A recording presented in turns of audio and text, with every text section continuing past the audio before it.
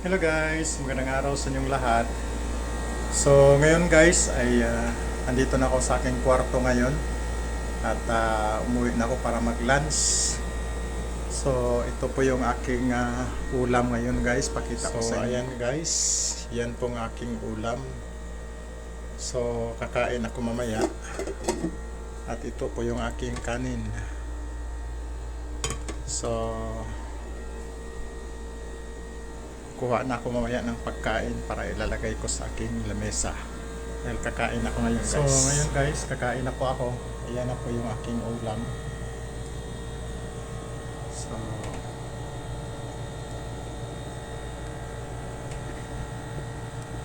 pag-usapan po natin ngayon guys yung nangyari sa aking main channel, sa aking YouTube channel na nasuspended.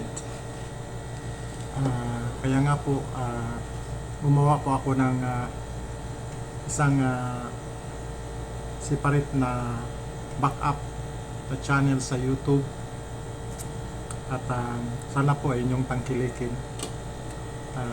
Yun nga po, kaya nasuspended yung aking channel dahil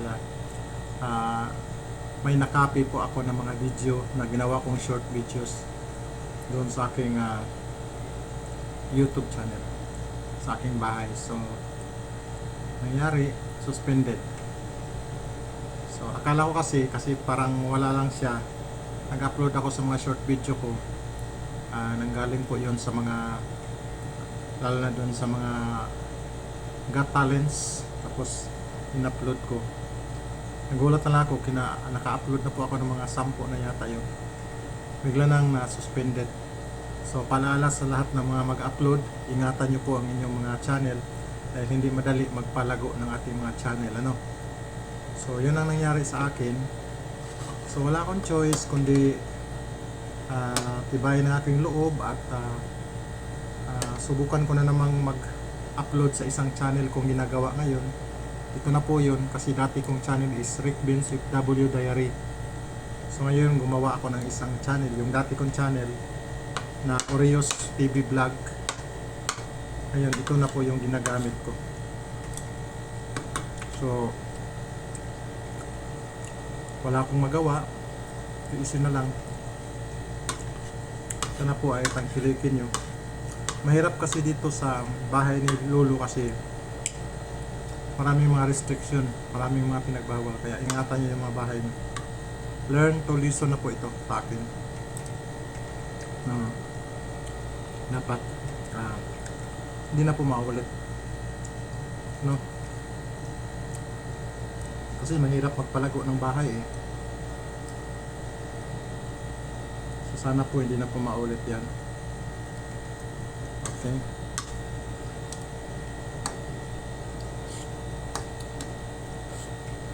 So kain po tayo guys, naglalans po ako. Hindi po ako nagmumukbang naglalans po ako. So yun lang po guys, update ko lang po kayo sa aking main channel na Rick Vince W Diary. Na-suspended na po siya. Pero mayroon pang chance, sana po ma-approve. Gumawa po ako ng appeal or an appeal na sana patawarin ako ng YouTube ni Lolo, tapos bigyan ako ng isang pagkakataon. Pagkatapos niyan ay pwede ko nang i-delete ang mga video na aking kinukopya sa ibang mga channel, mga page. Ganun lang po. Hindi madali po ang mag-reactivate ng ating bahay kung nasuspended ito. Kailangan po talaga na ayusin natin at kailangan, nakalagay kasi doon dapat palaging makikita yung mukha mo sa mga videos na yung ina-upload. Okay? So yun po ang sinasabi doon. Nabasa ko doon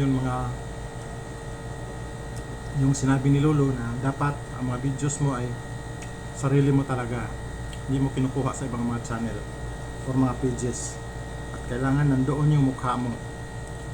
Yun lang po. Yung iba, hinayaan lang muna ni Lolo siguro yung iba, pero binabantayan siguro yan hanggang sa siguro makita na marami ka ng mga violations, saka pa niya i-suspended.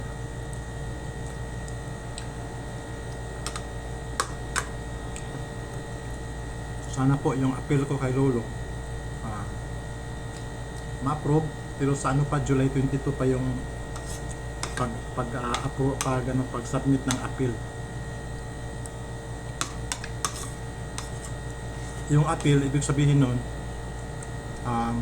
humingi ka ng chance, pagkakataon na ma-revive yung channel mo. Yan po yun. Kasi guys, umabot na po ng more than 3 years po yun, yung channel ko na yun, yung Rick Vincent W Diary. Kaya nanginayang po ako guys. Sana po guys, tulungan niyo ako, mapaangat na naman natin yung aking WH. Kasi mahirap magpaangat ng WH guys. Sa totoo lang. Napakahirap. Kasi yung ano niya, yung short videos, humingi ng 10 million. 10 million views. 10 million views yata yun sa short videos.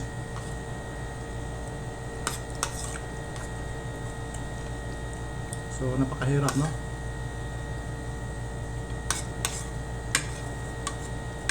Saan tayo kukuha ng 10 million views? Pahirap. Buti kung ang channel mo ay sikat na sikat, di ba? Kung hindi sikat, kawawa. Mangapa ka sa paghahanap ng mga manonood sa'yo. Diba? Lalo na pagbaguhan ka lang.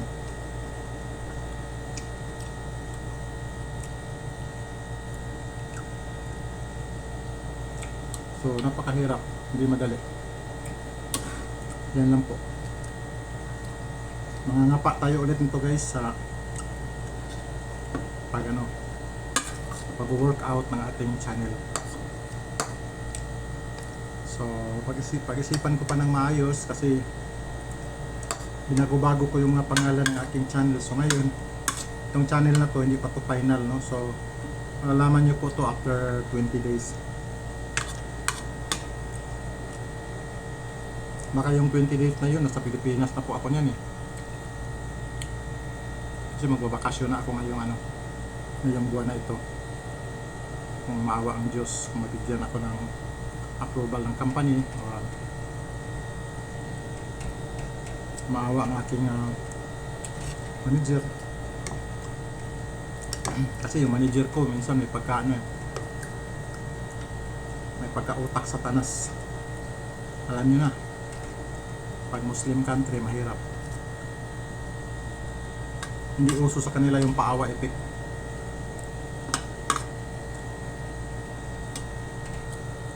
Yan ang totoo guys.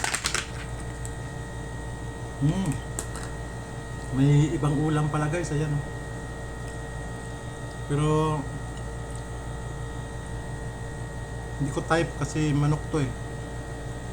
Saka mahirap to, magka-allergy na naman ako ulit. Yan guys, so manok. Manok. Kaso baka mag-allergy ako ulit nito guys, ng manok na to. Teka nga, tikman ko lang konti guys.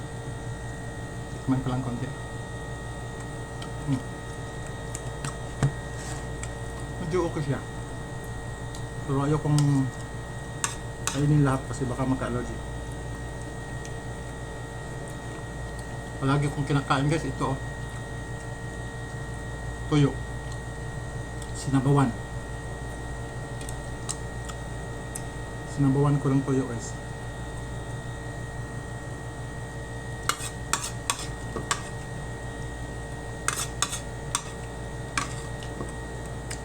Dito sa Saudi guys, mahirap.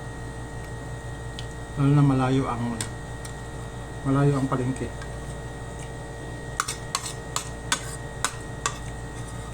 Kaya tiis-tiis lang muna tayo, no? Pag makauwi na tayo ng Pilipinas, yan, kain tayo todo ng gulay. Yan na sa probinsya, malapit kami sa palengke, malapit sa baybayin, maraming mga presko na gulay.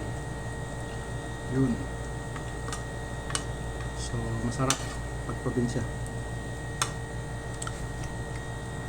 Diba guys? So Saudi, mag-isa ka lang kumakain, wala kang kasama.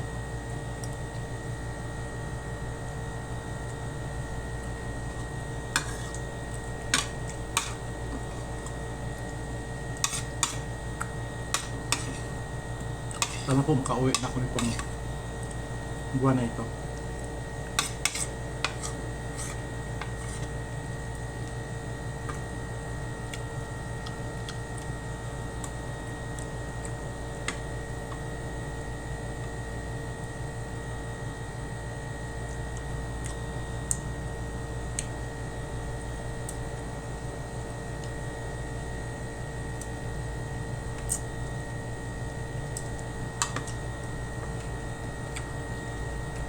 Tapos na po akong kumakain guys.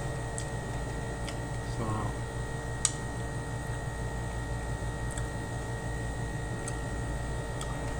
mamaya papahinga muna ako sandali. Okay,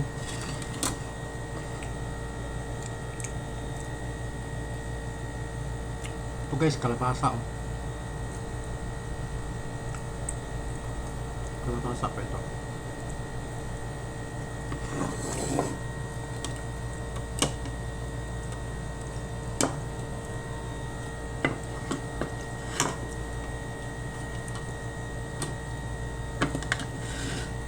So yan lang po. Hanggang dito na lang po tayo guys ha. Maraming salamat sa inyong panonood. Bye bye.